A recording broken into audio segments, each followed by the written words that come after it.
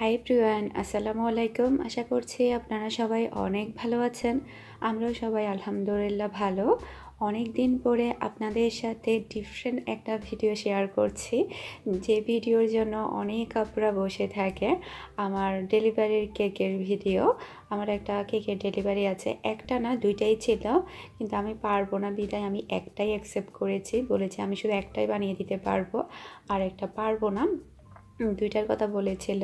তো যেহেতু অনেক দিন পরে একটা কেকের অর্ডার আসলো, তাই আমি করে দিচ্ছি, না হলে আমি করতাম না। আর এই কাজগুলো করতে আমার ভীষণ ভালো লাগে, কোনো সময় আলসেমি কিংবা কোনো কষ্টই মনে হয় না। তাই আমি একটা কেক ওনাদেরকে তৈরি করে দিব। আর মিহির বাবাকে বলেছি ক্রিম নিয়ে আসার জন্য, ও এসবগুলো নিয়ে এসেছে। আর অর্ডারটা এসেছে রাতের 10টার দিকেই।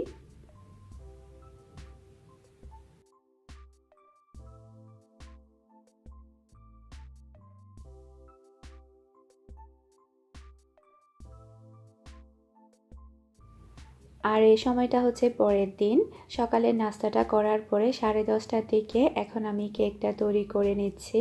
এরপরে দুপুরের খাবার দাবার শেষ করার পরে আমি কেকটা ডেকোরেশন করে নিব।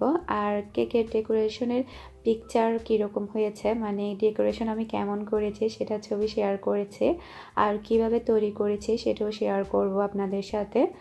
আর এটা হচ্ছে বার্থডে কেকের স্পঞ্জ কেক। তো এই রেসিপিটা অলরেডি আমার চ্যানেলে আছে, কারণ অনেক আপুরা চায়, সেজন্য আমি দিয়ে রেখেছি। যারা দেখতে চান একটা বার্থডে কেকের জন্য কিভাবে কেক তৈরি করতে হবে, সেটা প্লিজ আপনারা দেখে নেবেন। আমি আপনাদের সবার সুবিধার জন্য লিঙ্কটা ডেসক্রিপশন বক্সে দিয়ে দেব। আর এটা হচ্ছে হার্ট শেপের,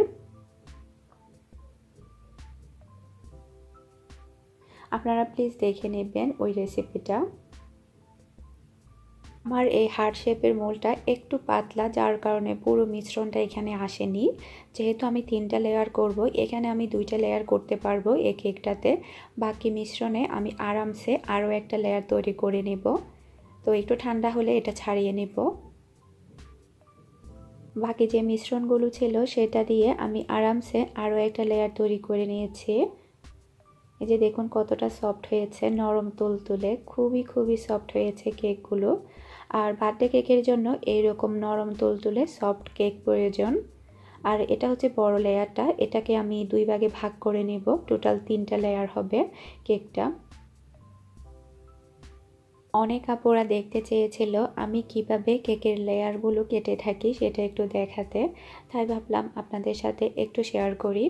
আর এই কেকটার প্রাইস কত, তারপরে আমি কিভাবে ওজন মেপে থাকি, কিংবা কিভাবে আমি বক্স করি, বক্সে প্যাকিং করি, সেগুলো দেখতে চেয়েছে। তো সেগুলোও আমি আপনাদের সাথে শেয়ার করব। এইসব ছোটোখাটো বিষয় যে আপনারা দেখতে চান, আমার কাছে খুব ভালো লাগে। তো এখন আমি যেটা করছি, উপরের একটু হালকা চামড়াটা আমি এখন তুলে নিচ্ছি। স্পঞ্জ কেকের ক্ষেত্রে এভাবে উপরের চামড়াটা তুলে ফেলতে হয়। আর অনেক আপুরা বলে থাকে স্পঞ্জ কেক তৈরি করার পরে একটু বসে যায়, ওটা কোনো ব্যাপার না। স্পঞ্জ কেক যেরকম তৈরি করা হয় বেক করার পরে সেখান থেকে একটু বসে যায়, তো এটা স্বাভাবিক, নর্মাল। তো এখন আমি ছুরি দিয়ে প্রথমে 4 ও 5টা একটু কেটে নেব, তারপরে মাঝখানেরটা কাটবো। আপনারা একটু লক্ষ্য করুন আমি কিভাবে কাটছি।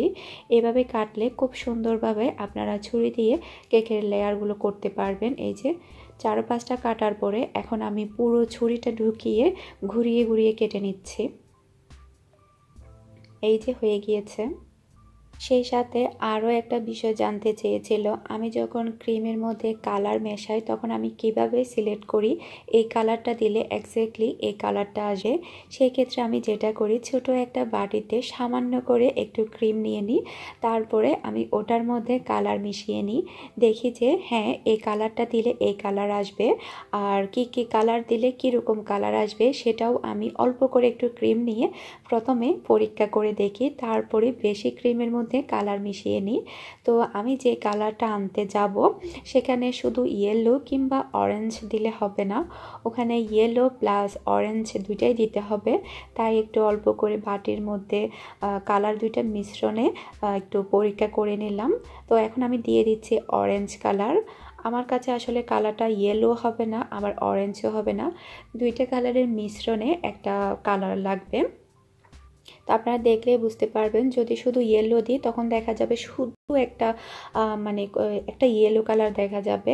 যদি আবার অরেঞ্জ দিই শুধু একটা অরেঞ্জ কালার দেখা যাবে। তো আমার ইয়েলো লাগবে না, আবার অরেঞ্জও লাগবে না, দুইটা কালারের মিশ্রণে একটা কালার লাগবে।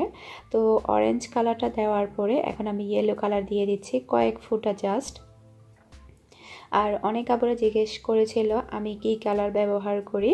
আমি রেডম্যান ব্যবহার করি।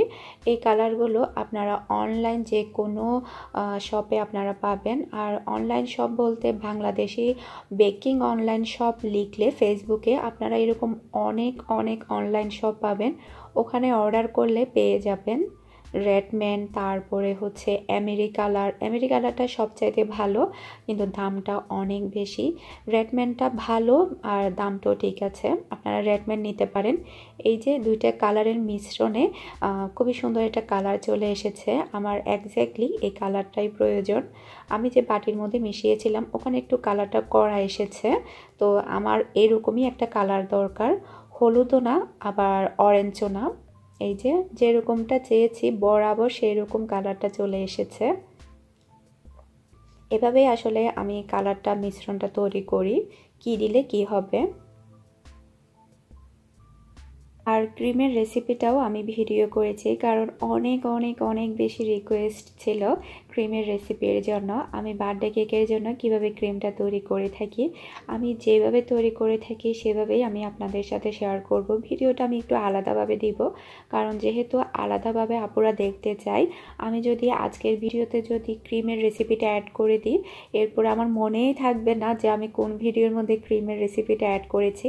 তাই আমি কালকের দিকেই ছোট্ট করে একটা ভিডিও আপনাদের সাথে শেয়ার করে দিব, শুধুমাত্র ক্রিমের ভিডিওটা সবার সুবিধার জন্য। আর যখন যে আপুরা আমার কাছ থেকে ক্রিমের রেসিপিটা চাইবে, আমি যাতে খুব সহজেই ক্রিমের রেসিপিটা আপনাদের সাথে দিতে পারি বা চাইলে দিতে পারি, সেজন্য আমি আলাদাভাবে শেয়ার করছি। আশা করছি বুঝতে পেরেছেন। আমি কালকেই আপনাদের সাথে ছোট্ট করে শেয়ার করে দিব ক্রিমের ভিডিওটা। তো এখন আমি ক্রিম লাগিয়ে নিচ্ছি। প্রথম লেয়ারের মধ্যে লাগালাম, এখন দ্বিতীয় লেয়ারের মধ্যে। আর ক্রিম দেওয়ার আগে আমি সুগার সিরাপ ব্রাশ করে নিয়েছি।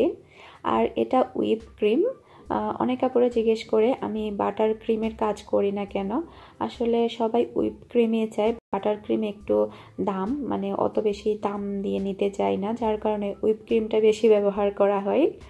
তো সমস্যা নেই, আমি যখন বাসার মধ্যে আমার জন্য কেক তৈরি করব তখন আমি বাটার ক্রিমের রেসিপিটা শেয়ার করব।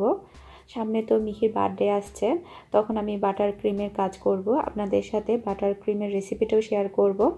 আর হার্ট শেপের এই সাইডে একটু কোনা করে কেটে নিচ্ছে, যেহেতু এটা একটু ঘোরানো হলে তেমন একটা ভালো লাগবে না, তাই একটু ছুরি দিয়ে কেটে নিলাম। একটু কোনা থাকলে দেখতে ভালো লাগবে। আর সাইডের বেসমান অংশগুলো একটু পাতলা করে কেটে নিচ্ছে। আর অনেক আপুরা আমাকে বলে আপু তোমার এক একটা কেকের রেসিপি এক এক রকম, এখন আমরা কোনটা ফলো করব। এক একটা কেকের জন্য এক এক রকম রেসিপি হয়ে থাকে। বার্থডে কেকের জন্য এক রকম রেসিপি, আবার নর্মাল কেকের জন্য এক রকম রেসিপি, এরপরে যখন আমরা প্লেন কেক তৈরি করি সেটার জন্য এক রকম রেসিপি। সবগুলোই পারফেক্ট, কিন্তু সবগুলোর টেস্টও ডিফারেন্ট। তো আপনাদের যেটা ভালো লাগবে আপনারা সেটা ফলো করবেন। প্লেন কেকটা প্লেন, এরপরে বার্থডে কেকটা বার্থডে কেকের রেসিপি, এভাবে ফলো করলে তৈরি করলে আপনারা ডিফারেন্ট কেক তৈরি করতে পারবেন। আশা করছি বুঝতে পেরেছেন। এখন আমি পুরো ক্রিম দিয়ে কভার করে নিচ্ছি। আর এই ফুল কেকটা তৈরি করতে আমার কতটুকু ক্রিম লেগেছে সেটাও আমি শেয়ার করব, কারণ অনেক আপুরা এই প্রশ্নটাও করে থাকে আমাকে কতটুকু ক্রিম লেগেছে। তো এখন আমি ফিনিশিং করে নিচ্ছি। ফিনিশিংটা অনেক বেশি ইম্পর্টেন্ট, একটু ভালোভাবে ফিনিশিং করে নিতে হয়। আগে আমি তেমন একটা পারতাম না, এখন আলহামদুলিল্লাহ মোটামুটি আমি ফিনিশিংটা ভালো পারি করতে করতে আর কি। আমি তো তেমন কিছুই পারি না। আর এই কেকটা পুরো ডেকোরেশন করতে আমার ক্রিম লেগেছে ছোট ছোট যে হুইপ ক্রিমের প্যাকেট থাকে পাউডার, ওরকম আমার 6টা লেগেছে। আমি 6টা প্যাকেট দিয়ে এই পুরো কেকটা ডেকোরেশন করেছি। একদম বরাবর ছিল, আমার কমও হয়নি আবার বেশিও হয়নি, একদম বরাবর ছিল। তো অনেক আপুদের প্রশ্ন থাকে যে আপু আইডিয়া নেওয়ার জন্য কতটুকু ক্রিম লেগেছে। আর আমি লিকুইড হুইপ ক্রিম তৈরি করতে পারি না, এটা আমার ব্যর্থতা, কারণ আমার হয় না, ফেটে যায়। তো যার কারণে আমি কিনি না, অনেক কিনে আমি নষ্ট করেছি, সেজন্য আমি ভয়ে আর লিকুইড কিনি না, পাউডারটাই কিনি। তো এখন আমি এটা 20 মিনিটের জন্য রেখে দিচ্ছি, ফিনিশিং শেষ। কেকটা ফিনিশিং করার পরে আমি 20 মিনিটের জন্য রেখে দিয়েছিলাম নর্মাল ফ্রিজে ক্রিমটা সেট হওয়ার জন্য। 20 মিনিট পরে আমি আবার বের করে নিয়ে এসেছি। এখন আমি ডিজাইন করব, উপরে নকশা করব। নকশাটা আমি যেটা করছি, হ্যান্ডরাইটিংয়ের যে নজেলটা আছে সেটা দিয়ে আমি নকশাটা করছি। আর ডিজাইনটা করতে আমার বেশ ভালো লেগেছে, কারণ এর আগে তো কখনো করিনি, এটা আমার জন্য নতুন ছিল। আর শুধু এটাই না, আমি যত কেকই ডেকোরেশন করেছি সবগুলোই আমার জন্য নতুন ছিল, সেজন্য আমার খুব বেশি আনন্দ লাগে কেক ডেকোরেশন করতে, কারণ আমি কিছু শিখতে পারি। কারণ আপনারা তো সবাই জানেন আমি এখনও শিখছি, আমি তেমন কিছুই জানি না। এই যে উপরে করে দিলাম, এখন সাইডেও আমি এই নকশাটা করে দিব। এই যে পুরো নকশাটা হয়ে গিয়েছে, কতটা কিউট লাগছে। এখন আমি বর্ডার দিয়ে দিচ্ছি, ওই নজেলটা দিয়েই আমি বর্ডারটা দিয়ে দিচ্ছি, ছোট ছোট করে গোল গোল করে পুরোটার মধ্যে দিয়ে দিব, উপরে আর নিচে। যে দেখুন বর্ডারটাও দেওয়া শেষ আমার, খুবই সুন্দর লাগছে। আপনাদের কাছে কেমন লাগছে জানি না, প্লিজ জানাবেন আপনাদের কাছে কেমন লাগছে। আর আমি ফ্লাওয়ার তৈরি করব এখন। ফ্লাওয়ারের নজেলটা আমি একটু ভুল নিয়ে নিয়েছি, এটা অন্য একটা নেওয়ার কথা ছিল, আমি আরেকটা নিয়ে নিয়েছি, যার কারণে ফ্লাওয়ারগুলো তেমন একটা সুন্দর আসেনি। তো সমস্যা নেই, মাঝে মধ্যে এরকম ভুল হয়েই যায়। পরে মাথায় আসেনি, শেষের দিকে মাথায় এসেছে। আরেকটা নজেল দিয়ে ফ্লাওয়ার তৈরি করলে আরও একটু সুন্দর হতো ফ্লাওয়ারগুলো। আজকের ফ্লাওয়ারগুলো অত বেশি ভালো হয়নি। তো তারপরে যাই হোক, খুব বেশি ভালো না খারাপও না, মিডিয়াম ছিল। 3টা ফ্লাওয়ার তৈরি করব। এই যে হয়ে গিয়েছে, দিয়েও দিয়েছি আমি এখানে 3টা ফ্লাওয়ারই আমি এখানে দিয়ে দিয়েছি। তারপরে নাম লিখে নিব।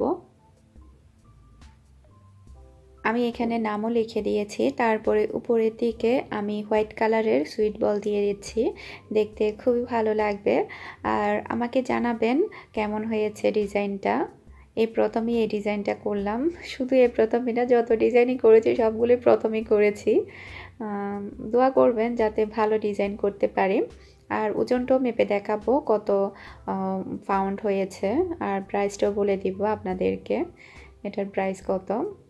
তো মিহি তো মাশাআল্লাহ, বিরক্তির কোনো শেষ নেই। দোয়া করবেন যাতে সামনে আরও বেশি বিরক্তি করে।